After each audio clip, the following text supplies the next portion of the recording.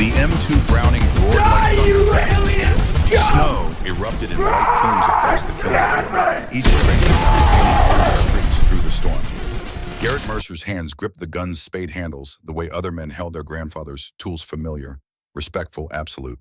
Brass casings tumbled hot into the snow beside his boots, hissing as they died in the cold. 500 meters downrange, the Calivran forces advanced. Their armor gleamed despite the blizzard surfaces, smooth as river stones, untouched by weather or doubt. Hover vehicles drifted above the ice, humming with the kind of confidence that came from conquering 47 worlds without breaking a sweat. Energy shields shimmered around each soldier, translucent membranes that bent light into rainbows. Beautiful. Alien. Utterly certain of their superiority. Commander Zarketh's voice cut through external speakers, smooth as oiled machinery. Sergeant Mercer, you fire a weapon designed when your species still burned fossil fuels for transportation. Surrender your antique and we grant mercy to your unit. This need not end in embarrassment. Garrett didn't answer immediately. He adjusted his sight picture, breathed out slow, let his heart settle between beats. 62 years old and his hands still remembered the rhythm. The M2 didn't care about his age. It cared about maintenance, respect, and the man behind the trigger knowing his business. He chambered the next round with a metallic clack that echoed across the frozen wasteland. Antique. His voice came rough, shaped by 40 years of cigarette smoke. He'd quit a decade back in cold mountain air. He never would. Son, this gun's been killing things since 1933. Works better than your whole damn army. The Calivran's shields flared as the first burst hit. One of them stumbled, and Garrett Mercer smiled. Montana didn't apologize for November. The sky hung low and gray, pregnant with snow that hadn't decided whether to fall or just threaten. Garrett stood in his barn with the doors open wide, letting the cold air flow through. Kept him sharp. Kept him honest. Sarah used to say he had ice water in his veins, but she'd said it smiling like it was something she loved about him, rather than something she endured. Sarah had been gone 3 years now. The M2 sat on his workbench like a sleeping predator. Disassembled. Spread across oiled cloth in perfect order, barrel group, bolt receiver, feed mechanism. Every piece cleaned, inspected, measured against tolerances older than most of the trucks on the highway. Garrett's hands moved without conscious thought. Apply oil here. Check headspace there. Run a patch through the barrel until it came out clean as prayer. This wasn't nostalgia. This was religion. The gun had saved his life in 3 different wars. Desert sand, jungle rot, mountain cold that made Alaska look like spring break. It had never failed him. Not once. All it asked in return was respect and maintenance, same as any good marriage. He was installing the barrel when he heard the truck. Not his neighbors. They drove Ford's old ones, the kind that announced themselves from a mile away with rattles and diesel coughs. This was something newer. Quieter. Government issue quiet. Garrett didn't reach for the .45 under the bench, but he knew exactly where it was. A National Guard Humvee pulled up the gravel drive, kicking up dust that hung in the still air. The door opened and a kid climbed out. Couldn't be more than 25.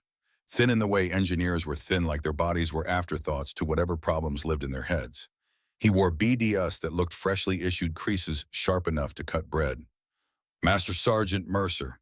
The kid's voice carried across the yard, formal and careful. Retired. Yes, sir, I know. The kid walked closer, hands visible, respectful. Good instincts. I'm Private Elijah Brennan. Everyone calls me Eli. I'm with the 163rd Infantry out of Bozeman. I was told you could teach me about the Browning. Garrett studied him, soft hands, college ring on his finger, eyes that looked at the M2 like it was a museum piece instead of a tool. You an engineer, software, before the guard, I mean. Eli stopped at a respectful distance. I know that probably doesn't. You know how to use a wrench? Yes, sir. Then get over here and learn something useful. Eli crossed the threshold like he was entering church. His eyes went wide when he saw the disassembled M2, all that brutal, mechanical simplicity laid bare. Garrett watched the kid's face, saw the gears turning. It's so simple, Eli breathed. Simple's not the same as easy. Garrett handed him a cleaning rod. You maintain this gun right, it'll fire 100 years from now. You maintain it wrong, it'll jam when you need it most and get you killed. There's no programming fix, no software patch, just physics and the man behind the trigger. They worked in silence for a while. Garrett showed him how to check headspace, how to time the gun, how to read wear patterns on the bolt. The kid asked good questions, didn't pretend to know things he didn't, wrote notes in a little book he pulled from his cargo pocket. Why the M2, Eli asked eventually. I mean, we've got so many newer systems. The M240, though, you ever see an M240 work after it's been buried in sand for 3 days? No, sir. I have. It doesn't. Garrett picked up the bolt, held it to the light, examined the firing pin.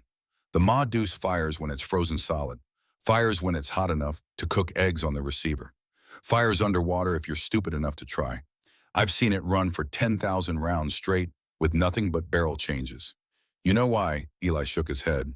Because when John Browning designed this gun, he wasn't trying to be clever. He was trying to be right. Garrett set the bolt down. There's a difference. Clever fails when conditions change. Right works forever. The kid absorbed that, wrote it down. They were reassembling the feed mechanism when Garrett's phone buzzed. He ignored it. It buzzed again and again. You gonna get that? Eli asked. Garrett pulled the phone from his pocket. 3 missed calls, all from the same number, Department of Defense. He felt something cold settle in his stomach that had nothing to do with the November air. He answered the 4th call. Mercer? Master Sergeant Garrett Mercer. A woman's voice, professional, efficient. This is Colonel Andrea Voss, Northcom. We need you to come in for consultation regarding a developing situation. How soon can you be at Malmstrom Air Force Base? I've been retired 9 years, Colonel. I'm aware. This isn't about retirement, Sergeant. This is about expertise we can't find anywhere else. We have a situation involving foreign military assessment, and we need NCOs with extensive crew-served weapons experience, specifically the M2 Browning. Garrett looked at the half-assembled gun on his bench, at Eli watching him with wide eyes, at the photograph of Sarah on the wall smiling in front of their old house before the cancer. What kind of assessment? The kind that decides whether Earth gets a seat at the table or a boot on the neck. The Calivran Empire arrived 3 days ago. They're demanding we prove our combat viability before they'll consider us for Galactic Council membership.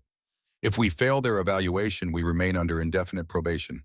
Restricted trade, restricted travel, permanent second-class status. And you need old guns for this, why? There was a pause. When Colonel Voss spoke again, her voice had lost some of its professional edge. She sounded tired. Because they're testing us with their most advanced combat systems, energy shields, plasma weapons, hover vehicles. Our doctrine says we should meet them with equivalent technology, but our intelligence suggests their shields have a blind spot. They're optimized against energy weapons. Kinetic rounds, especially heavy caliber, don't register on their threat assessment systems until impact. So you want to fight advanced aliens with World War II guns? I want to fight them with weapons that work. Can you be here by tomorrow? Garrett looked at Eli.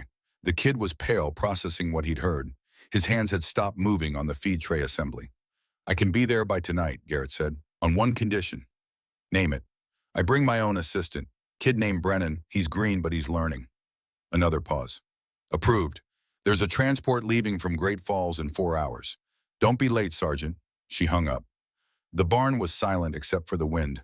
Eli found his voice first. Did she just say aliens, like actual aliens? Apparently. And we're going to fight them with that. He pointed at the M2. Garrett picked up the barrel assembly, sighted down the bore, checked for obstructions. Perfect. Clean as the day it was machined. Not fight, demonstrate. He began reassembling the gun with practiced speed. They think we're primitive, obsolete, not worth taking seriously. So we're going to show them what obsolete looks like when it's aimed at their face. That's insane. Probably. Garrett locked the barrel into place with a solid click. You coming or not? Eli stared at him, then at the gun, then back at him. I'm a software engineer. Yeah, and I'm a 62-year-old rancher with arthritis in my left knee. We all got our problems. Garrett started packing tools into a canvas bag. But right now, the United States military needs people who know this weapon system inside and out. There aren't many of us left. Most guys my age are dead, too broken to serve, or smart enough to say no. Which one are you? Garrett smiled. It wasn't a kind expression. I'm the one who can't let someone else do the job wrong. The flight to Alaska was long, cold, and honest about what waited at the other end. They'd loaded the M2 and 6,000 rounds of linked ammunition onto the transport, a C-130. Oh, that had seen better decades, but still flew straight. Garrett sat in the webbing near the cargo, one hand resting on the gun's receiver, like a man might rest a hand on his dog's head. Eli sat across from him, typing furiously on a tablet, pulling up everything he could find on the Calivran Empire. Says here they've conquered 47 worlds, Eli muttered. Not invaded, not occupied, conquered. Average campaign duration, 72 hours. How? Superior technology across every domain. Energy shields that dissolve kinetic threats. Plasma weapons that cut through conventional armor like paper. Hover vehicles that ignore terrain. And their doctrine is based on rapid, overwhelming force followed by complete communication dominance. Garrett absorbed that. They ever lose, Eli scrolled more, shook his head. Not according to this, every species they've engaged has either surrendered immediately or been crushed within a week. Then they're overconfident. Or we're outmatched. Same thing eventually. Garrett stood knees popping and walked to the small window. Below mountains gave way to tundra, tundra gave way to ice. Alaska in November looked like the end of the world practicing for the real thing. You scared, Eli asked. Garrett thought about the photograph on his barn wall, about the M2 and all the men who'd used it before him, some of whom had died behind it, most of whom had lived because of it. Yeah, he said, fear keeps you sharp. It's arrogance that kills you. They landed at Forward Base Yukon 3 hours before sunset. The base was new construction, thrown up in weeks after the Caliveran made contact. Prefab buildings crouched against the permafrost like metal tumors. Satellite dishes pointed at the sky. And everywhere soldiers moved with the careful efficiency of people who knew they were being watched. A captain met them at the flight line. Young, competent, scared. Master Sergeant Mercer, I'm Captain Rodriguez. Welcome to the end of the world. He gestured toward a waiting Humvee. We've got you set up in Building 7 with the other recalled NCOs. Briefings at 0600. The Caliveran are scheduled to arrive at 0900 for preliminary inspection. Inspection of what? Us, our weapons, our tactics, our worthiness. Rodriguez's jaw was tight. They're treating this like a science fair, and we're the baking soda volcano. They drove through the base. Garrett counted personnel, mostly younger soldiers, National Guard, reserves. A smattering of active duty, but not many. This wasn't a frontline unit. This was a demonstration team assembled to prove Earth wasn't completely helpless. It didn't inspire confidence. Building 7 was a barracks filled with men who looked like Garrett, older weathered, carrying the kind of scars that didn't show on medical records. A gunnery sergeant from the Marines, an Army master sergeant who'd done 3 tours in the sandbox, a Navy chief who'd worked ship-mounted weapons. All recalled, all experts in systems the modern military considered obsolete. They're scraping the bottom of the barrel, one of them said. Garrett recognized him, Miller, a gunny from Camp Pendleton they'd crossed paths with in Iraq. We're the dinosaurs they drag out when the new toys don't work. Maybe that's the point, Garrett said. Maybe dinosaurs are exactly what we need. Dawn came late and reluctant. Garrett stood in the armory checking and rechecking the M2. Eli watched, taking notes, asking questions. Around them, other teams prepared other weapons, M60s, M240s, an honest-to-God M1919 that looked like it had fought in Korea and held a grudge about it. You think this'll work? Eli asked quietly. I think if it doesn't, we're about to become a galactic punchline for the next 1,000 years. At 0900 exactly, the sky split open. Not figuratively. The Caliveran ship descended through clouds like a needle through silk, utterly silent, utterly controlled. It was beautiful in the way a sword was beautiful, purposeful, elegant, designed to remind you that someone smarter than you had built it to end arguments. The ship landed 200 meters from the base perimeter. A ramp extended, and they emerged. The Caliveran stood 7 feet tall, their bodies encased in armor that seemed to flow rather than articulate. No visible joints, no seams, just smooth surfaces that caught the weak Arctic sunlight and held it like stolen fire. Their heads were elongated faces hidden behind visors that showed nothing but reflections. At their center walked Commander Zarketh. Garrett knew it was him immediately. The way he moved, the way the others deferred, the way he stopped at exactly the right distance to make the humans crane their necks to look up at him. Zarketh's voice came through external speakers translated into English that sounded like it had been learned from textbooks and shaped by contempt. I am Commander Zarketh of the 3rd Expeditionary Fleet, Caliveran Imperial Forces. I am here to assess your species' combat viability and determine your fitness for Galactic Council candidacy. You will present your weapon systems for evaluation. You will demonstrate tactical competency. You will answer all questions truthfully. This is not a negotiation. This is a measurement. We will determine if you are children playing with fire or a species capable of standing among stars. Colonel Voss stepped forward. To her credit, she didn't flinch. Commander Zarketh, welcome to Earth. We're prepared to demonstrate our capabilities. Demonstrate. The word came out like an insult. Yes, we shall see what you believe worthy of demonstration. The inspection began. Zarketh and his entourage moved through the armory with the clinical detachment of scientists examining bacteria cultures. They paused at each weapon station, scanned, analyzed, discussed in their own language a series of clicks and harmonics that made Garrett's teeth ache. When they reached the M2, they stopped. Zarketh stared at it for a long moment. Then he did something Garrett hadn't expected. He laughed. The sound came through the speakers like breaking glass wrapped in silk. This, Zarketh pointed one long, armored finger at the M2. This is your demonstration weapon. This fires, what solid projectiles propelled by chemical combustion. Yes, sir, Garrett said. His voice came level, calm. The way you talked to drunk privates who thought they were bulletproof. How old is this design? Basic platform, 91 years. Zarketh turned to his officers, more clicking, more harmonics, then back to Garrett. Sergeant, Mercer, yes, he'd clearly accessed their personnel files. You are 62 standard years old, veteran. You have used this weapon system for 40 years, give or take.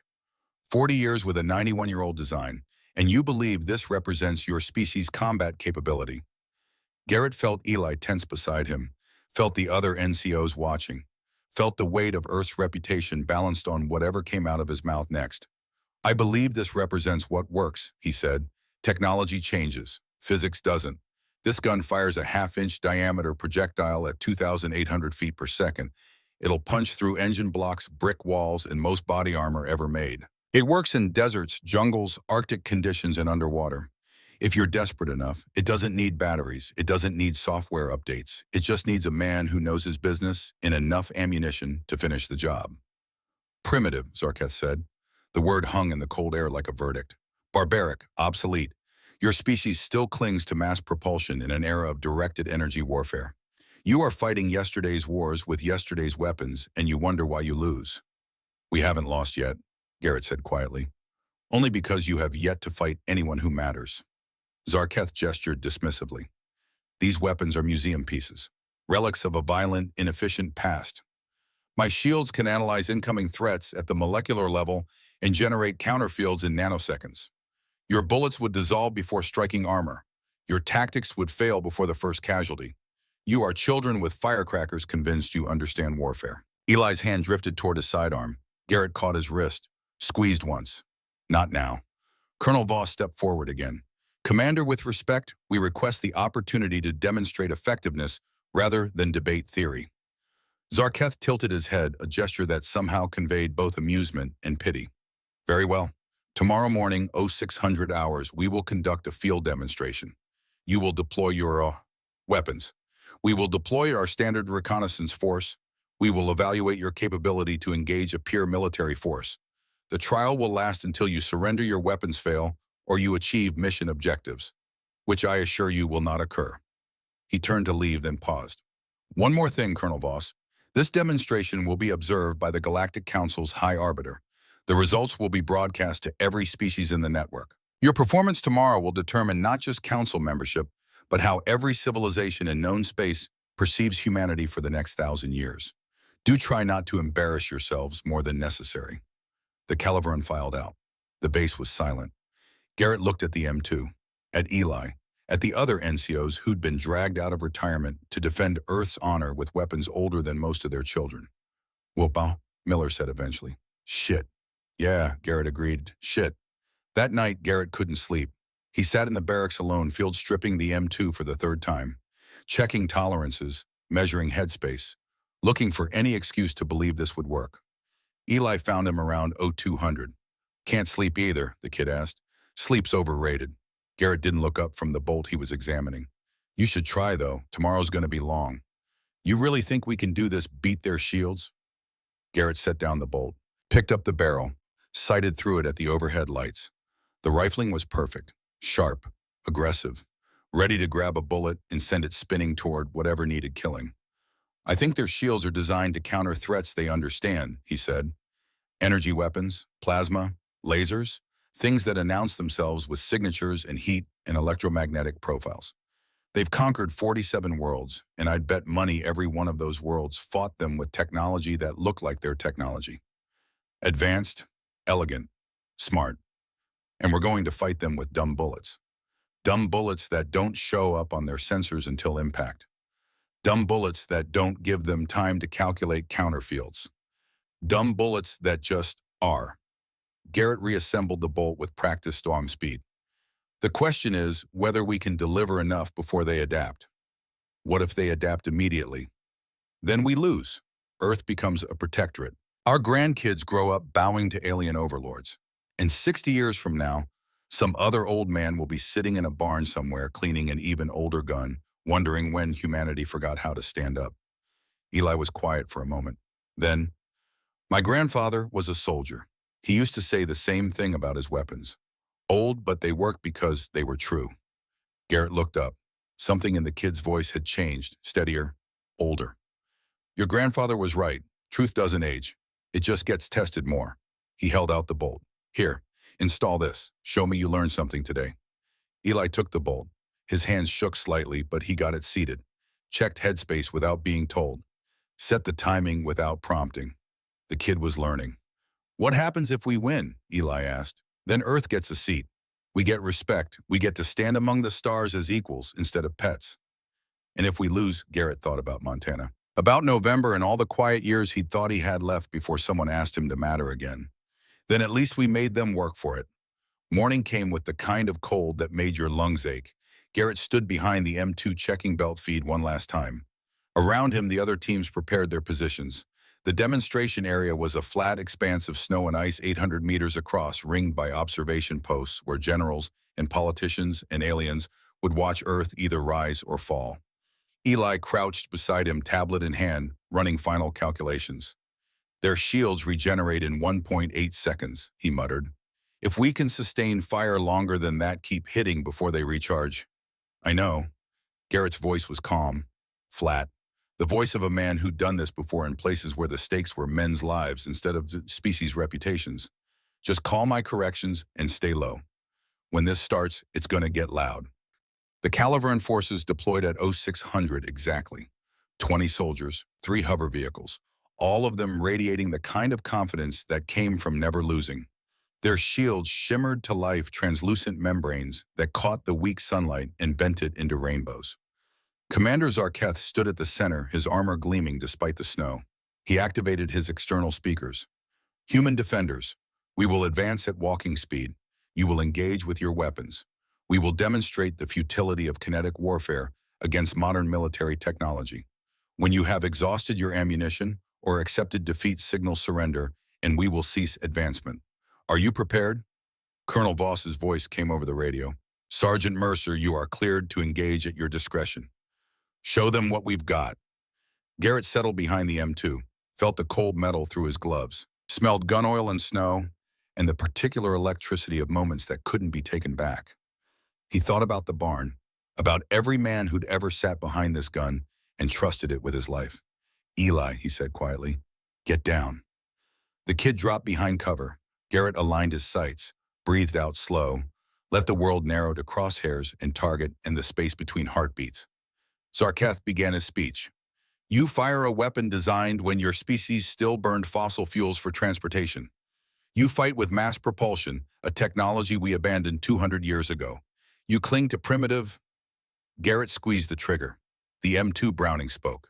And the world learned what obsolete really meant. The first round left the barrel at 2,800 feet per second.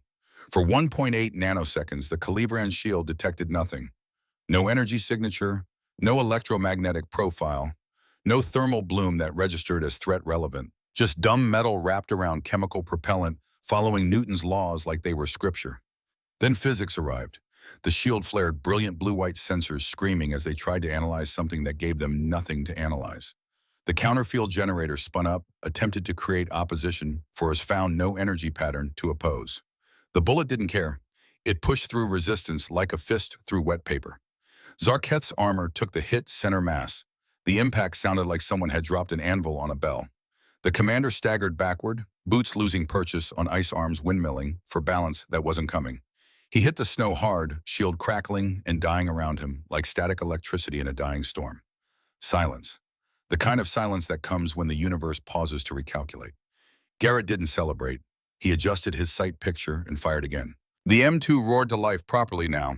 Not one shot, but a sustained burst that turned the frozen morning into a percussion symphony. Brass casings tumbled bright through the air, steaming when they hit snow. The gun shook and its mount recoil transferred through the tripod into permafrost, every round a hammer blow against assumptions that had stood for 2 centuries. Tracers reached across the killing field like burning fingers. The Calibran's shields lit up in sequence, brilliant flares of blue and gold, and colors that didn't have names in human language. Defensive systems struggled, adapted, failed. One shield collapsed entirely, dissolving into sparks. Another held for 3 seconds before cracking like ice on a spring pond. The hover vehicles lurched sideways, their pilots suddenly aware they weren't invulnerable. Zarketh pushed himself to his knees. His armor's paint was scorched where the round had hit. Not penetrated, the armor itself was good, Garrett had to give them that, but scorched, marked, proven, not infinite. The commander's hand went to his chest piece, fingers tracing the impact crater. Through his visor, Garrett couldn't see his face. Didn't need to. The body language said everything. Shock, confusion, the first taste of an emotion the Calibran Empire had long since forgotten. Doubt. Garrett released the trigger. Let the gun breathe. Smoke curled from the barrel ghost-like in the cold air. Cease fire, Colonel Voss's voice came over the radio, sharp and immediate. All units, cease fire. The M2 went quiet. So did the M60s, the M240s, the old M1919 that had fired its entire belt before anyone could stop the gunny behind it. The snowfield looked like someone had tried to plow it with tracer rounds. Steam rose from impact points. Spent brass gleamed like scattered gold. The Calibran stood frozen. Not literally. They were still moving, still breathing, still processing. But their formation had dissolved. Their certainty had cracked. And Zarketh remained on his knees, one hand on the snow, the other still touching the place where a 91-year-old weapon design had just rewritten everything he knew about warfare. Eli's voice came quiet from behind cover. Holy shit. Yeah, Garrett said. His hands were steady on the gun, heart rate barely elevated. This was just work. Honest work with honest tools. Holy shit. Zarketh stood. It took him longer than it should have. The armor-assisted servos whining, but there was hesitation in the movement. Recalibration. The commander looked at his troops, at the hover vehicles with their flickering shields, at the humans who'd just punched holes in doctrine that had conquered 47 worlds. He walked forward, not fast, not slow, measured. Every step deliberate, like a man testing ice he no longer trusted. He stopped 10 meters from Garrett's position, close enough to talk, far enough to run if things went bad. How? The word came rough through the speakers, not angry, genuinely confused. Our shields are calibrated against all known kinetic threats. Railguns, coil guns, Gauss weaponry. We've countered projectile weapons for 200 years. How did you... Your shields read energy signatures, Garrett said. This doesn't have one, just mass and velocity. Zarketh was quiet, processing. Behind him, the Calibran forces began reorganizing. Shields came back online, flickering uncertainly. The hover vehicles repositioned, keeping more distance now, learning. Crude, Zarketh said finally. Yeah, but... The commander tilted his head, that alien gesture that somehow conveyed reluctant respect. Effective. Yeah. Zarketh looked at the M2 like it was a snake that had just bitten him. This weapon, it fires how many rounds per minute? 450 to 500 depending on how well you maintain it. And your ammunition supply. Enough. The alien was quiet again. Then he turned, addressed Colonel Voss, who'd emerged from the observation post. Colonel, your demonstration has been educational. Our preliminary assessment is that human kinetic warfare retains marginal battlefield utility against standard shield configurations. However, a transmission cut through, high band, priority override. The voice that came through Zarketh's comm was different, colder, more layered, like multiple speakers harmonizing. It spoke in Calibran, but the translation software picked it up for the human observers. Commander Zarketh, this is Fleet Admiral Kethron. We have monitored your demonstration. Your assessment is premature, and your failure to anticipate primitive kinetic effectiveness represents significant intelligence deficit. Earth's probationary status remains unchanged pending full review. Zarketh stiffened. Admiral, with respect, the humans demonstrated unexpected. You were defeated by museum pieces, Commander. By weapons our species abandoned before your hatching cycle. This is unacceptable. The preliminary demonstration is concluded. Earth remains under probation. Indefinite. The transmission cut. Silence settled over the snowfield like a shroud. Colonel Voss's face had gone pale. Indefinite probation, we just proved. You proved nothing. Zarketh's voice had changed, harder now, embarrassed. You surprised us. Congratulations. But one successful engagement does not qualify your species for Galactic Council membership. Our empire has standards, protocols. A single demonstration against unprepared forces proves only that you can be unexpectedly violent, not that you deserve to stand among civilized. Objection. The new voice came from everywhere and nowhere. The air itself seemed to vibrate with authority. Garrett felt it in his chest like standing too close to a subwoofer. A hologram materialized above the snowfield. It showed a being unlike the Calivran, smaller, older. Its form was vaguely humanoid, but clearly not human. Four-armed skin that shifted between silver and bronze eyes, that numbered more than 2 and less than 10 depending on how you counted. It wore robes that seemed to be made of light and regret. I am High Arbiter Quen of the Galactic Council Judiciary. I invoke Precedent 47 subsection Gamma Trial by Combat Doctrine. Zarketh went very still. Arbiter, this situation does not warrant. You deemed them unworthy without full assessment, Commander. The humans have now demonstrated capability that contradicts your initial judgment. Under Council law, they have the right to prove themselves through extended engagement. Not a demonstration, a trial. Colonel Voss found her voice. What kind of trial? The Arbiter's hologram turned those multiple eyes focusing. 48 hours. Full combat engagement between Calivran forces and human defenders. Broadcast galaxy-wide on all Council frequencies. Observed by representatives of every member species. At the conclusion, the Council will vote on Earth's petition for membership based not on prejudgment, but on witnessed capability. That's insane, Voss said. We're barely a spacefaring species. The Calivran have conquered 47 worlds. Yes, I am aware. The Arbiter's voice carried something that might have been amusement or might have been contempt, which is precisely why this trial matters. If Earth can stand against the Calivran Empire's doctrine for 48 hours, you will have proven worthiness beyond question. If you cannot, the hologram let that hang. Zarketh stepped forward. Arbiter Quen, I must protest.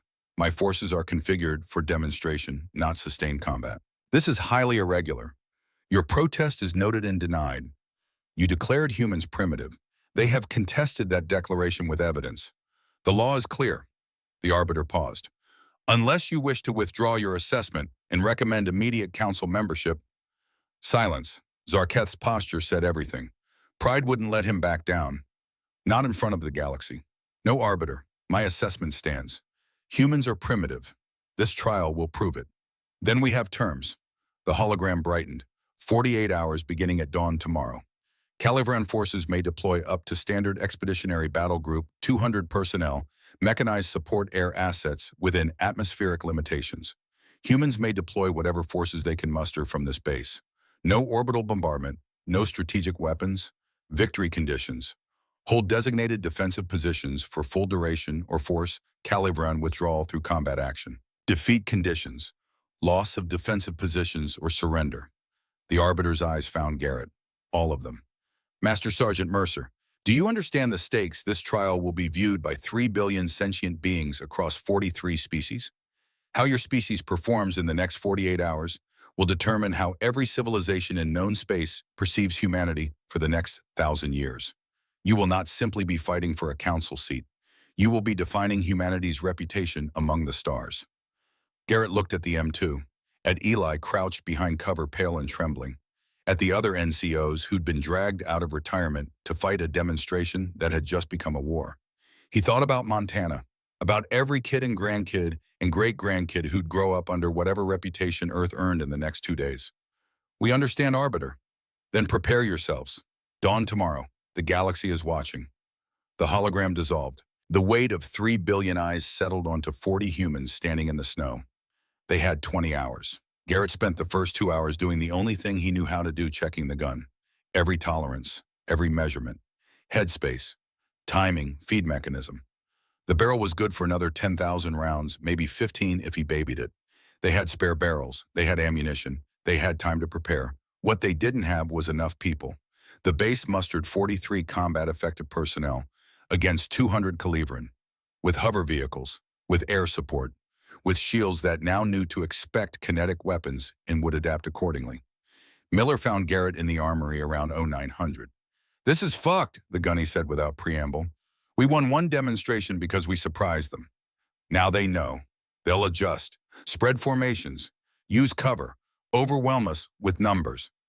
Probably, Mahi." "So what's the plan?" Garrett looked at the M2. At the other weapons being prepped around the armory. M60s, M240s. Old M14s someone had pulled from storage. A Carl Gustav recoilless rifle that had last seen action in Grenada. "We use terrain," he said. "We pre-sight fields of fire. We make them come to us through kill zones. We don't fight their fight. That's Defense 101, Sarge. They're not stupid." "No, but they're arrogant." Garrett pulled out a tactical map of the area. "They've conquered 47 worlds by overwhelming them with technology and speed. They don't do patient. They don't do careful. They do dominant. So we make dominant cost them." Miller studied the map. Reverse slope defense. Among other things, interlocking fields of fire, pre-ranged mortar positions, channeling terrain. We can't outgun them, so we outposition them. That only works if they play along. Then we make them want to play along. Garrett tapped the map. We give them a target they can't ignore. We make them angry. We make them want to prove a point. And while they're proving it, we're killing them. Eli appeared in the doorway, tablet in hand. The kid looked like he hadn't slept. "I analyzed the shield performance from this morning," he said. "They're adaptive, but the adaptation takes time. If we can sustain fire for more than 2 seconds, overwhelm the recharge cycle, the shields collapse for approximately 0.3 seconds before coming back online. That's our window." 0.3 seconds is nothing, Miller said. "It's enough." Garrett pulled an ammunition can toward him, started counting belts. "We're not trying to destroy them. We're trying to survive them for 48 hours. Every shield we collapse, every vehicle we disable, every second we make them reconsider their tactics. That's a win." "And when they adapt completely," Eli asked quietly, "when they figure out how to counter sustained kinetic fire?" Garrett was quiet for a moment. Then we adapt too. That's what humans do. We improvise, we make do.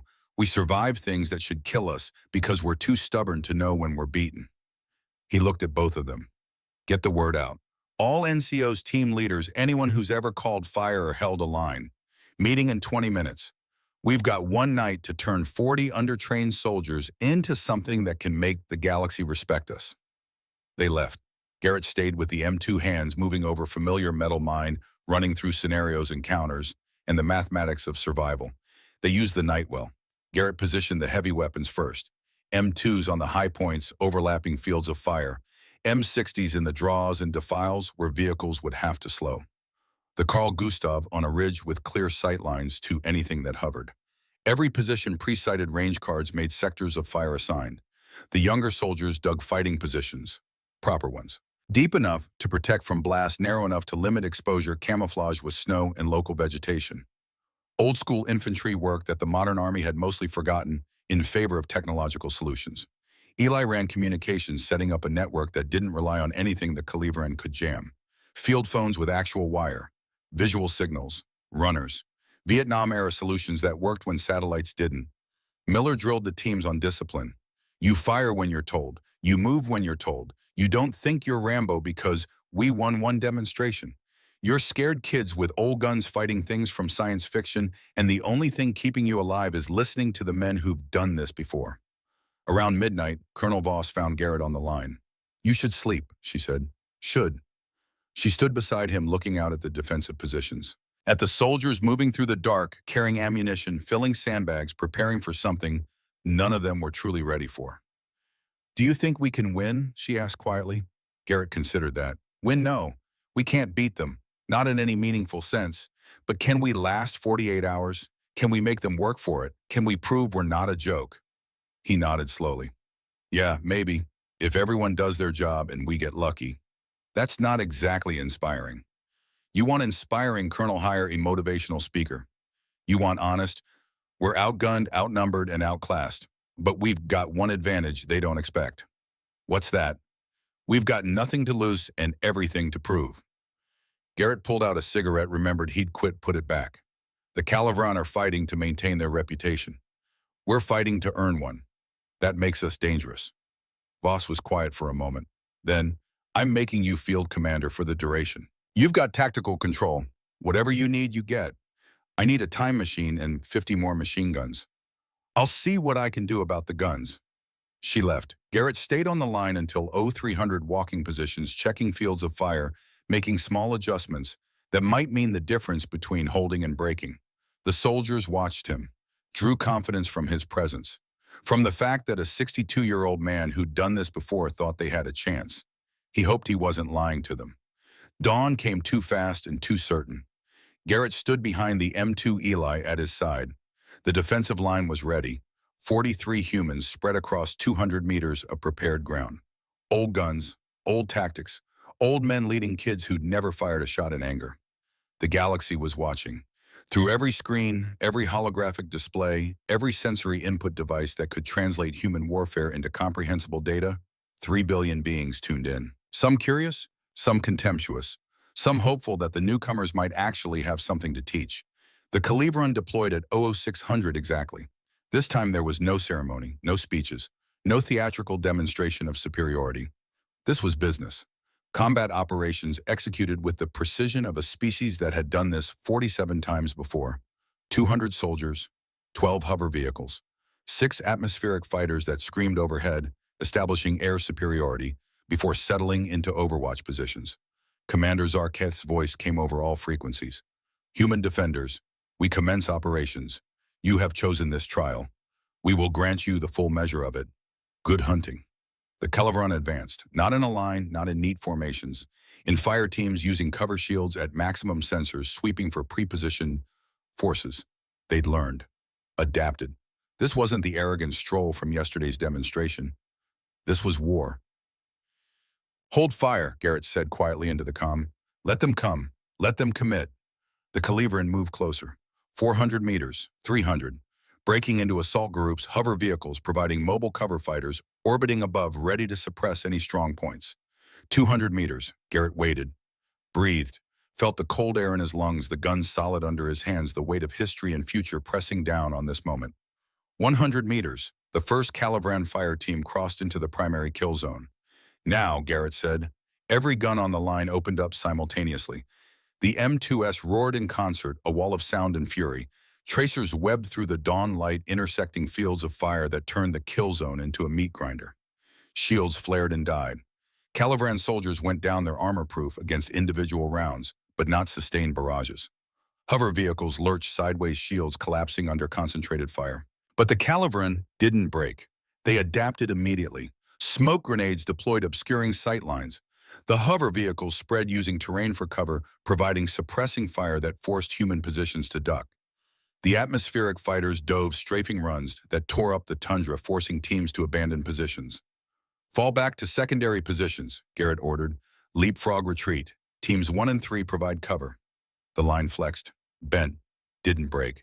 Humans fell back in good order, one team moving while another fired, covering each other like they'd trained for decades instead of hours.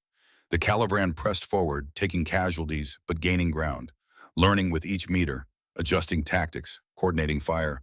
This was what 200 years of military evolution looked like, and humanity was barely holding. Miller's voice came over the comm, strained. They're flanking south. I need support, or we're going to get rolled. A negative, Garrett said, tracking targets through his sights. Hold as long as you can, then withdraw to checkpoint Charlie. We planned for this. Planned for getting our asses kicked. Planned for trading space for time. Move. The battle raged for 3 hours. By 0900, the humans had lost the forward positions. 6 soldiers wounded, 2 critical. The Calavran held half the original defensive zone and were pushing for more. Their casualties were higher, 14 confirmed kills, multiple damaged vehicles, but they had the numbers to absorb losses that would cripple the human force. Garrett pulled everyone back to the primary defensive line. Tighter, more concentrated. Interlocking fire from positions they'd spent all night preparing. The Calavran paused, regrouped, prepared for the final push. Zarketh's voice came over the radio. Impressive resistance, Sergeant Mercer. You have lasted longer than expected. But this is finished. Surrender now. I will ensure your wounded receive medical care. Garrett looked at Eli beside him. The kid was bleeding from a shrapnel cut on his forehead, hands shaking on his rifle, but still there, still ready. He looked at Miller, at the other NCOs, at the young soldiers who'd followed old men into a fight they couldn't win and hadn't broken yet. He looked at the M2. We're not done yet, Commander, Garrett said. Then we will finish it. The Calibran attacked everything, all at once. Coordinated assault from three sides, hover vehicles providing mobile cover, atmospheric fighters, suppressing strong points, soldiers advancing in disciplined fire teams that used every lesson learned from the morning engagement. The human line buckled. Positions fell. The south flank collapsed entirely, forced to abandon weapons and fall back. The north held longer, but took devastating casualties. The center, Garrett's position, became the focal point of an assault designed to end resistance. Shields and bullets and plasma and tracer fire turned the snowfield into hell rendered in fire and ice. Garrett fired until the barrel glowed, changed it, fired more. Eli fed ammunition, called targets, worked the gun like he'd been born to it. Around them, the position held, barely, by will more than capability. Then the ammunition ran dry. Not completely, but enough. The sustained fire that had been their primary defense dropped to sporadic shots. Disciplined retreat became desperate withdrawal. The line that had held since dawn finally inevitably broke. All units fall back to final defensive positions, Colonel Voss ordered. Prepare for last stand. The words hung in the air like a death sentence. Humanity's 48-hour trial had lasted 12. The final defensive position was a ridge overlooking the base. Natural terrain, good fields of fire, nowhere left to retreat. 43 soldiers had become 27 effective. Ammunition reserves at 30%. Medical supplies exhausted. The Calibran regrouping for the assault that would end it. Garrett sat behind the M2, exhausted ribs aching from recoil transferred through too many hours of sustained fire. Eli slumped beside him, the kid's hands wrapped in makeshift bandages bleeding through. This was it, the last stand. The moment where Earth either proved it could face the galaxy or proved the Calibran right. Miller crawled over. We're done, Sarge. We gave them a fight, but we're done. Yeah, Garrett's voice came rough. Yeah, we're done. So what now? Garrett looked at the M2, at the gun that had never failed him, at the weapon that was still ready to fire even when the men behind it weren't. Now we make them remember us. He keyed the command frequency. Colonel Voss, permission to address the troops. Granted, Garrett stood. It hurt. Everything hurt, but he stood. The 27 survivors turned to look at him, young faces, scared faces, determined faces. Human faces waiting to see if the old man had one more answer. I'm not going to lie to you, Garrett said. His voice carried across the position, steady despite exhaustion. We're losing. They have us outnumbered, outgunned, and cornered. Militarily speaking, this is over, but... He paused, chose his words carefully. The galaxy is watching. 3 billion beings are seeing how humans fight when the odds are impossible. And what they're seeing is that we don't quit. We don't fold. We make them work for every meter, every second. Every drop of ground costs them blood and time and the certainty they came here with. He gestured toward the Calibran positions. They thought we were primitive, obsolete, not worth their time. And maybe they're right about the first two, but the third... He shook his head. We've proven we're worth their time. We've proven we deserve to be taken seriously. Not because we won, but because we fought. Silence. Then Eli spoke up, voice hoarse. What happens when they overrun us? Then we make sure they remember why it took them 12 hours instead of 12 minutes. We make sure every species watching knows that humans don't give cheap victories. We cost, and that cost buys respect. Miller nodded slowly. How long we got? Minutes, maybe less. They're done being careful. Next attack is everything they have. Then let's give them everything we have left. The troops returned to positions, checked weapons, said prayers or made peace or just breathed and waited for the end. Garrett settled behind the M2 one last time, chambered around, adjusted his sight picture, thought about Montana, about the barn and all the quiet years that were better than glory, but not better than meaning. Zarketh's voice came over the radio. Sergeant Mercer, final opportunity. Surrender. Your resistance has been noted. The trial can end with honor rather than casualties. Garrett looked at Eli, at the kid who'd come to Montana to learn about an old gun and instead learned what it meant to stand for something bigger. What do you think? He asked quietly. Eli's hands were steady now, fear burned away by something harder. Think they haven't seen us quit yet. Damn right they haven't. Garrett keyed the transmit. Commander Zarketh, we appreciate the offer, but we're going to need you to come take this position the hard way. We've got nothing better to do today. Silence on the other end. Then, and Garrett would swear to this, later he heard something that sounded like alien laughter. As you wish, Sergeant. We shall be thorough. The Calivran forces moved into final assault positions. Garrett checked the ammunition belt one last time. 500 rounds left. Against 200 soldiers. Bad odds. But the gun didn't care about odds. It cared about function. About doing the job it was built for until it couldn't anymore. Here they come, someone said. The assault began. Anhai Arbiter Quinn, watching from orbit, with 3 billion others, made a decision that would change everything. Her hologram materialized above the battlefield. Ceasefire. All forces immediate ceasefire. The Calivrons stopped mid-advance, confusion rippling through their ranks.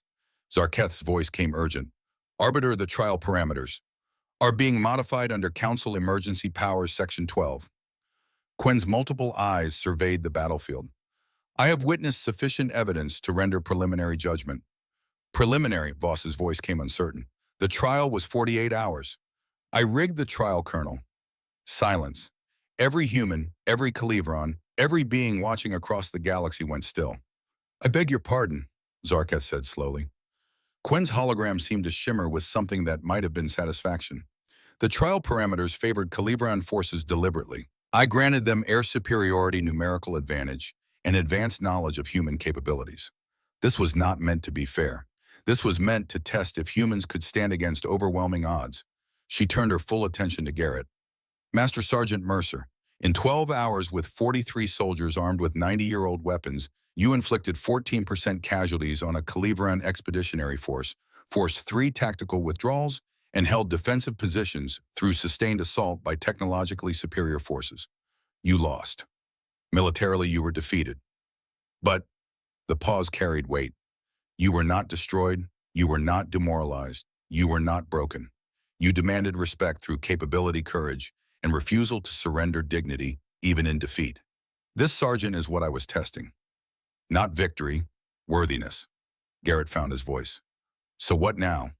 Now I call for council vote, immediate ballot broadcast to all member species. The question before the Galactic Council: has humanity demonstrated sufficient capability, courage, and character to warrant full council membership? The hologram expanded, showing representatives from 43 species across known space. The vote took 17 seconds, 46 in favor, 3 abstentions, 0 opposed. High Arbiter Tiktuen's voice rang across the galaxy. By council decree, Earth is hereby granted full membership with all rights and responsibilities thereof.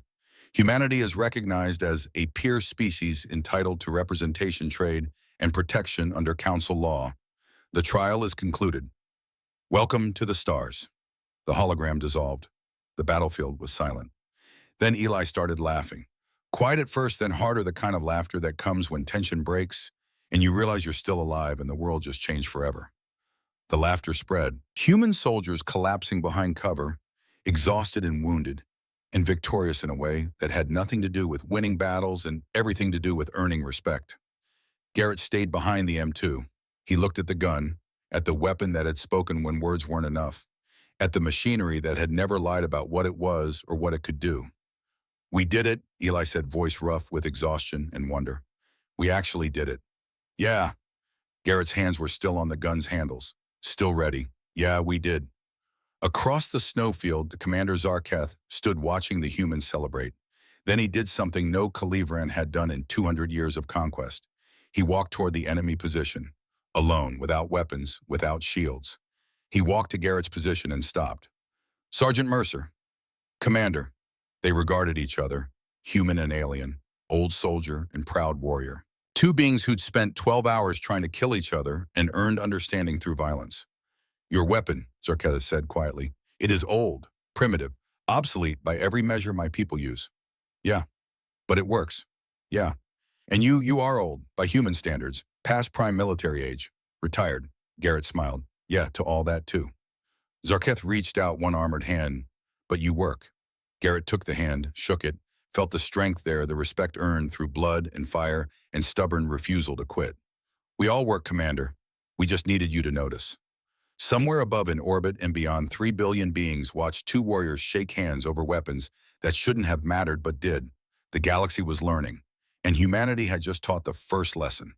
The medics came in force, human and Calibron, both working side by side in a field hospital that had materialized with efficiency that spoke to long practice. The Calibron medical technology was impressive scanners that diagnosed injuries through armor regenerative foam, that sealed wounds, analgesics that worked on human neurochemistry despite never encountering it before.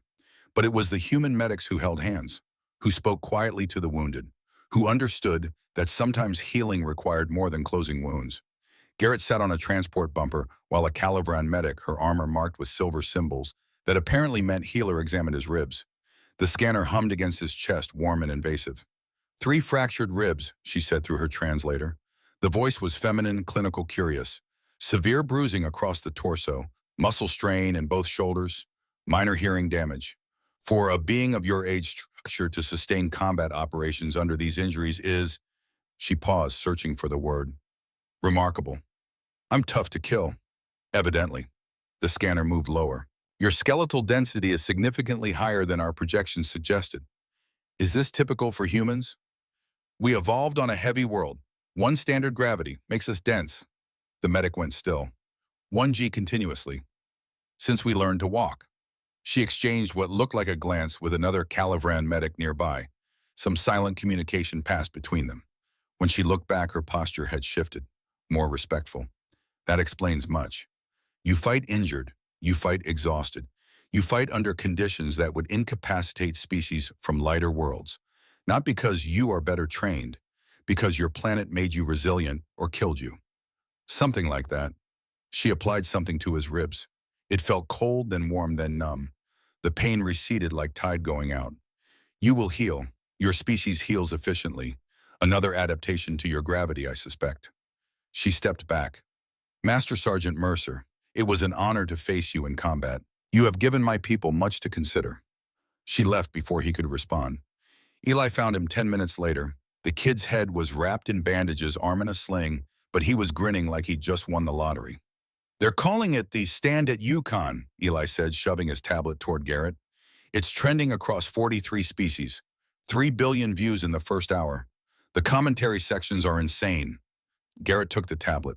The translation software struggled with some of the alien languages, but the sentiment was clear. Shock, respect, debate, arguments between species about whether humans had won or lost, whether the trial was fair, whether Earth deserved membership. But underneath it all, one thread ran consistent. The humans hadn't quit. Look at this one, Eli said, pointing. It's from a species called the Vorenton. They're pacifists, haven't fought a war in 600 years. But they voted for our admission because, and I'm quoting here, any species that fights 12 hours with 90-year-old weapons rather than surrender dignity deserves respect, not pity. Garrett scrolled through more comments, some hostile, some admiring, all engaged, all talking about humanity like we were real, present, worthy of consideration. We changed the conversation, he said quietly. We changed more than that. Eli took the tablet back. 5 species have already requested military exchange programs. They want to learn kinetic warfare doctrine. They want to understand how we held that long. They want to learn from us. From old guns and tactics. From humans who wouldn't quit. The debriefing took 6 hours. Colonel Voss, Commander Zarketh, High Arbiter Quen via hologram, and every tactical analyst in 3-star systems who wanted to understand how 43 humans with museum pieces had lasted 12 hours against the Calivran Empire's doctrine. Garrett walked them through it. The terrain use, the interlocking fields of fire, the disciplined retreat, the willingness to trade space for time, all the old infantry basics that the modern military had largely abandoned in favor of technological solutions. Zarketh listened with an intensity that was almost uncomfortable. We adapted, the commander said when Garrett finished. We changed tactics, spread formations, used cover, coordinated fire, and still you held. You adapted to threats you understood, Garrett said, but sustained kinetic fire from pre-sighted positions. That wasn't in your playbook anymore. You'd forgotten it was possible. We conquered 47 worlds without needing it, and lost 14% casualties to 43 humans because you didn't have it. Silence around the briefing table. High Arbiter Quen's hologram leaned forward, those multiple eyes focusing. This is the heart of the matter, is it not? The Caliveran Empire, like most council species, has optimized warfare for specific threat profiles. Energy weapons, shield technology, electronic warfare. But in doing so, they created blind spots, vulnerabilities to tactics they deemed obsolete. Not just obsolete, Zarketh said quietly, beneath consideration. We didn't plan for kinetic threats because we didn't believe anyone still used them. Pride, Quinn said, the assumption that advancement means abandoning everything that came before. Humanity has reminded us that some principles remain true regardless of technology. Fire and maneuver, defense in depth, disciplined retreat. These are not obsolete. They are foundational. She turned to Garrett, which is why the Council has voted to establish the Terran Military Advisory Corps. Humans will be seconded to member species militaries to teach, what shall we call it? Ground truth, Garrett said. Appropriate ground truth. The basics of warfare that don't change regardless of weapons. Terrain, psychology, endurance. The things that matter when technology fails or encounters something it wasn't designed to counter. You want us to teach aliens how to fight? I want you to teach the galaxy that humanity's so-called primitiveness is actually institutional memory the rest of us have lost. Quinn's hologram smiled, which was somehow more unsettling than her serious expression. You will be ambassadors, advisors, instructors, and Master Sergeant Garrett Mercer. You will lead the first cohort. Garrett looked at the M2 standing in the corner of the briefing room. Someone had brought it in, cleaned and oiled, still ready despite 12 hours of sustained combat. I'm 62 years old, Arbiter. I should be on a porch somewhere, not teaching aliens. Precisely why you're qualified? You have lived long enough to know that experience matters. She leaned back. Besides, Sergeant, do you truly wish to return to Montana and wonder what might have been? He didn't have an answer for that. The news reached Earth 4 hours later. Garrett watched it on a screen in the rec room, surrounded by soldiers who'd become brothers in 12 hours of fire. The president addressed the nation, the world, the species, talked about humanity's new place among the stars, about respect earned, about the soldiers who'd made it possible. Someone had leaked helmet camera footage. Grainy, chaotic, but real. It showed the battle from ground level, showed humans fighting and bleeding and holding, showed the M2 roaring defiance at hover vehicles, showed old men teaching young soldiers how to face the impossible. The footage ended with Garrett and Zarketh shaking hands. The rec room erupted in cheers. Garrett slipped out. Needed air, needed quiet, needed to process what they'd done and what it meant and whether he'd earned the right to feel proud or just felt lucky to be alive. He found Zarketh on the observation deck alone, looking out at the tundra where they'd tried to kill each other that morning. Commander. Sergeant. Zarketh didn't turn. I have been reassigned. The Emperor feels my performance during the trial reflects poorly on Caliveran military competency. You got fired for losing to humans, for failing to anticipate you, for allowing museum pieces to inflict unacceptable casualties, for being defeated by tactics we abandoned before my hatching cycle. Garrett stepped up beside him. For the record, you fought well, adapted fast. If you'd had another 6 hours, you probably would have broken us. Perhaps, but I did not have 6 hours. I had the 12 you granted me. And in those 12 hours, you taught my species something we desperately needed to learn. What's that? Humility. Zarketh's posture shifted, something that might have been a shrug in human body language. We have conquered 47 worlds, but we had never truly been challenged, never faced an enemy that made us question our doctrine. You did more than wound our pride, Sergeant. You wounded our certainty, and that I suspect will prove far more valuable in the long term. They stood in silence for a moment. What will you do now? Garrett asked. I have been offered a position as military liaison to the Terran Advisory Corps. The Emperor believes it appropriate that I learn from the species that defeated me. A punishment disguised as opportunity. Or perhaps an opportunity disguised as punishment. I have not yet decided which. You'll be working with us, if you will have me. Garrett thought about that, about fighting beside the alien who tried to kill him, about teaching instead of destroying, about building something new from old weapons and older lessons. Yeah, he said. Yeah, I think we can make that work. The formal ceremony happened 3 days later. Representatives from every council species attended physically or via hologram. The venue was the base parade ground, hastily expanded and decorated with flags from 43 worlds. Humanity's flag hung at the center, stars and stripes looking somehow both defiant and welcoming among the alien symbols. High Arbiter Quinn presided. She spoke about the trial, about humanity's performance, about the lessons learned and the changes coming. Her voice carried across the assembly and was broadcast to every corner of council space. For 200 years, the Galactic Council has operated under certain assumptions. That advancement means abandoning the old. That superior technology guarantees victory. That species from heavy worlds with primitive weapons pose no credible military threat. Humanity has proven all three assumptions false. She gestured toward the human survivors standing at attention. 27 soldiers who'd held against 200. Who'd made the galaxy stop and pay attention? These warriors fought with weapons designed before their grandparents were born. They employed tactics older than their nations. They faced defeat and chose to fight anyway, not for victory, but for respect. They won not by being superior, but by being unwilling to quit. Quinn's multiple eyes swept the assembly. This is the lesson Earth brings to the Council, not advanced technology, not new doctrine, but courage and competence, and refusal to surrender matter more than any advantage. She turned to Garrett. Master Sergeant Garrett Mercer, step forward. Garrett marched to the platform, 62 years old, ribs taped, shoulders aching, but marching like he'd done 1,000 times before in ceremonies that mattered less than this one. Quinn reached into her robes, which seemed to be made of light and concept rather than actual fabric, and withdrew something. A metal, but not human design. This was alien work crafted from metals that shifted color in the light, inscribed with symbols that moved when you weren't looking directly at them. This is the Council Star of Valor. It has been awarded 17 times in Council history, always to beings who changed the trajectory of galactic civilization through personal courage. You are the 18th recipient, and the first human. She placed it around his neck. The weight was strange, not heavy, but present, real. Wear it well, Sergeant. You have earned it in ways that transcend species and technology. You have reminded us all what it means to stand. The assembly erupted in sounds that might have been applause in 43 different languages.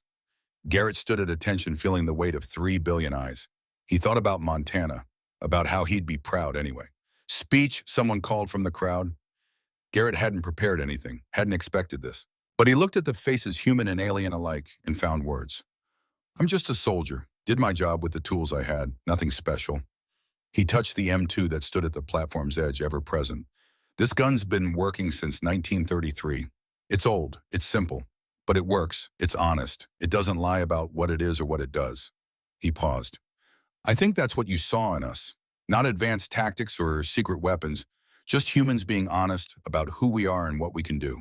We're not the strongest, we're not the smartest, we're not the most advanced, but we're the ones who will keep fighting when quitting makes more sense. Who'll hold the line when the line's supposed to break? Who'll stand up even when standing up costs everything? He looked at Zarketh in the crowd, at Quinn, at the assembled species. You wanted to know if humanity deserves a seat at the table. I can't answer that, but I can tell you we won't waste the seat. We won't take it for granted, and we won't stop being who we are just because we're sitting among stars. He stepped back. The applause was genuine this time, louder, understanding. Montana in September was different from Alaska in November. Warmer, gentler, the kind of weather that made you believe winter was a myth and life would always be this good. Garrett stood in his barn, expanded now with new equipment and students who needed more space than one old man, and a gun watching 5 cadets field strip their weapons.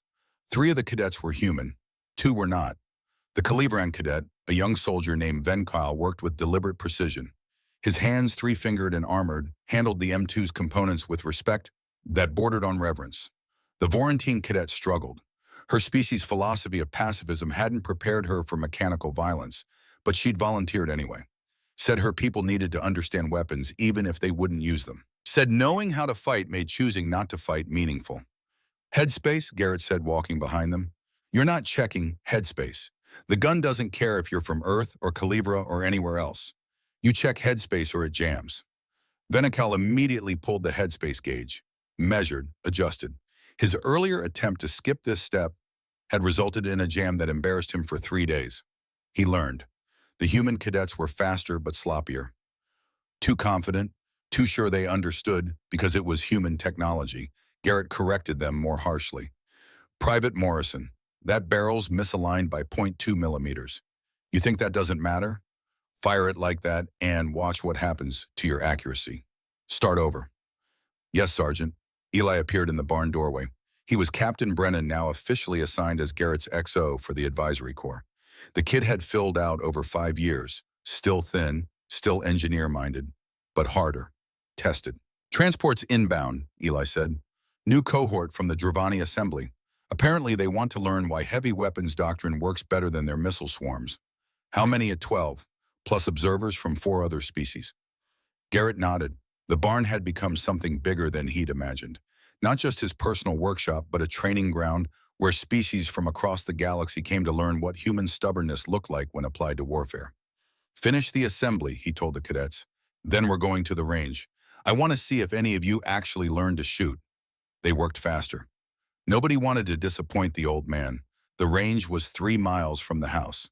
Garrett had expanded it over 5 years, extended the distance, added more target types, built positions for different weapon systems. It looked less like a ranch and more like a training facility, but he'd kept the barn, kept the original setup, kept the spaces where memory lived. The cadets set up their guns, human and alien side by side, working through the same checklist, following the same procedures. The Calavran moved faster, their species had better spatial awareness. The Vorentin moved more carefully, their species valued precision over speed. But they all worked. Venkal, Garrett called. You're up first. Standard drill. Engage targets at 400 meters. Controlled bursts. Show me you learned something. The young Calavran soldier moved behind the M2, settled into position. His body structure was different from human, but he'd adapted. Found his stance. Found his grip. He breathed. Aligned sights. Fired. The gun roared. Brass tumbled. Tracers reached downrange and found targets. Not perfect, but competent. Honest work with honest tools. Garrett watched through binoculars. Low and left. Adjust 2 clicks, right, 1 click, up. Fire again. Venikal made the corrections without argument. Fired.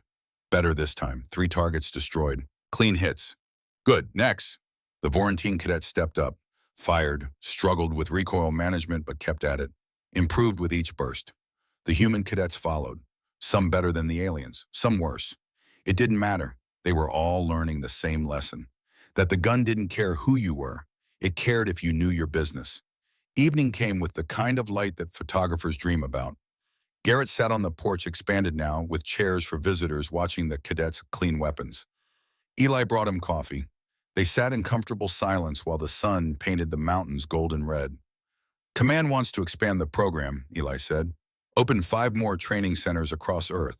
Standardize curriculum. Turn this into an official academy. Sounds like bureaucracy. Sounds like growth. Sounds like what you built here actually working. Garrett thought about that, about his barn becoming multiple facilities, about his personal mission becoming institutional, about the day when he wouldn't be needed anymore because the lessons had taken root. Yeah, he said. Okay, but I keep this place. I keep teaching my cohorts my way. They can build their academies. But this barn, this is where students learn what matters. Deal. They watched the cadets work. Venkal was teaching one of the human privates a trick about barrel changes. The Vorentine was asking questions about sight picture. Learning happening organically. Naturally. You know they put your M2 in the Galactic Military Museum, Eli said. Right in the center of the main hall. Biggest exhibit they've got.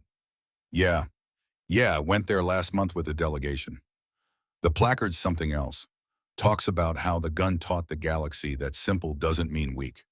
That humanity fights with stubbornness, not superior technology. They even kept the scorched paint from Alaska. Garrett smiled. The gun still works better than me. That's what the placard says. Last line, the gun still works. So do we. They sat in silence for a moment. You ever wonder what Sarah would think of all this? Eli asked quietly. Garrett was quiet for a long moment. Every day. Thinks she'd laugh at me teaching aliens. Thinks she'd be proud I found something that mattered. Thinks she'd tell me to stop being so serious and remember to actually live while I'm doing all this important work. Good advice. Yeah, I'm working on it. The cadets emerged from the barn carrying weapons to the range for evening drills. Venikal led them, the young Calivran, who'd struggled with headspace checks 5 years ago, now teaching others. The cycle continuing. The lessons passing forward. You built something good here, Eli said. We built something necessary. There's a difference. Garrett set down his coffee cup. But yeah, it's good. It's honest work with honest tools teaching truths to people who need to hear them. Can't ask for more than that. What's next for you? Garrett looked at the barn, at the range, at the mountains beyond, at the sky where ships came and went carrying students from across the galaxy to learn from an old man in Montana who'd refused to quit when quitting made sense. Next, keep teaching, keep learning, keep proving that humans aren't going anywhere. We earned our seat. Now we've got to keep earning it every day. By teaching them to use 93-year-old machine guns. By teaching them that competence matters, that respect is earned through action, not words. That when you're outgunned and outnumbered, and the smart play is surrender, sometimes the right play is to stand anyway and make them work for it. Eli nodded slowly. The old gun, the old guard. The ways that still work because they're rooted in what's real. They walked toward the range together, toward the cadets waiting, toward the work that never quite finished, but always mattered. Behind them in the barn, another M2 Browning sat ready, 93 years old, still working, still teaching, still proving that obsolete was just another word for underestimated. And somewhere in the Galactic Military Museum on Unity Station, visitors from 43 species stopped at the scarred, honest machinery on display. Read the simple placard, looked at the worn metal that had changed how an entire galaxy thought about warfare. Some dismissed it, called it primitive, walked away. But most paused, considered, understood. That the gun mattered not because it was advanced, but because it worked. Because someone had trusted it with their life and it hadn't failed. Because it represented a truth that transcended technology. That you don't survive by being the strongest. You survive by being too stubborn to die. Too committed to quit. Too damn ornery to bow. The old gun taught that lesson. The old guard lived it. And the galaxy was better for both.